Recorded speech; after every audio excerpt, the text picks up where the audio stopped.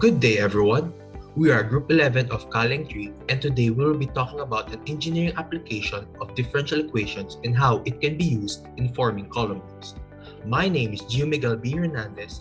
I am Sophia Mirafelix. Hi, I'm Marc, Wesley, Tuana. But firstly, what are differential equations? In simple terms, differential equations are a type of equation that consists of one or more derivatives of a function. This is one of the more basic types of differential equations.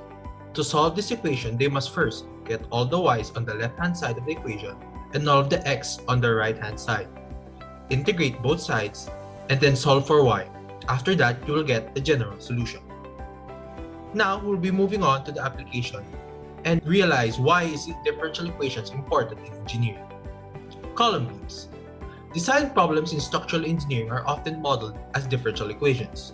These types of beams are seen all throughout the construction of bridges, buildings, and many more infrastructures. The next thing that will be discussed is the examples. Horizontal beams will not be horizontal over their entire lengths because the force of gravity will cause some bending. The beam will deflect or sag in some way due to any weight it is supporting, including its own weight. The shape it takes will depend on the manner in which it is supported.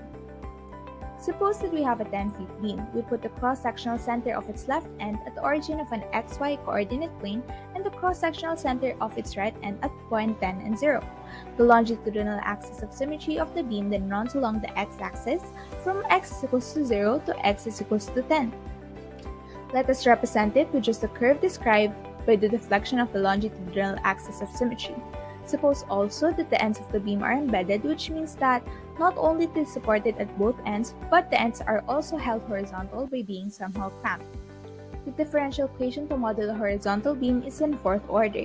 Here E is Young's modulus of elasticity of the beam, I is the moment of inertia of the cross-section of the beam, and W of x is the load per unit length of the beam. For the next example, we will only consider that the beam has a uniform cross-section and the only weight that it is supporting is its own weight. Thus, W of x is a constant. Let us now consider the same beam. Because the ordinary differential equation is in fourth order, we will need 4 boundary conditions to determine all of the constants in solving.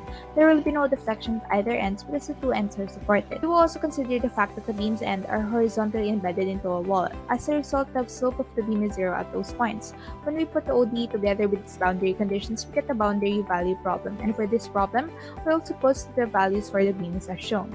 The boundary value problem that we have is as shown. We simply solve this by taking antiderivatives and finding constants along the way when we are able to.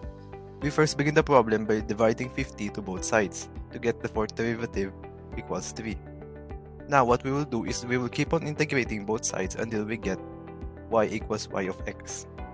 Now integrating the equation once will lead us with the third derivative equals 3x plus c sub 1. Integrating twice will lead us with the second derivative equals x cubed plus c sub 1 times x plus c sub 2. Next, we find that dy over dx is equal to 1 over 4x to the 4th power plus 1 over 2 times c sub 1 times x squared plus c sub 2 times x plus c sub 3. Then we apply the initial condition y prime of 0 is equal to 0. We then substitute this value and we get c sub 3 is equal to 0. Substituting that value and integrating once more will lead us to with the equation y is equal to 1 over 20 x raised to the 5th power plus 1 over 6 times c sub 1 times x cubed plus 1 over 2 times c sub 2 times x squared plus c sub 4. For the next step, we apply the boundary condition again, resulting to the removal of c sub 4. Now, we apply the condition that y of 10 is equal to 0, resulting in an equation 0 equals 100,000 over 20 plus 1000 over 6 times c sub 1 plus 100 over 2 c sub 2. Next, we apply another initial condition such that y prime of 10 is equal to 0, which gives us an equation 0 equals 10,000 over 4 plus 100 over 2 times c sub 1 plus 10 c sub 2. To solve this system, we multiply the first equation by 12 and the second equation by 6 to get this system.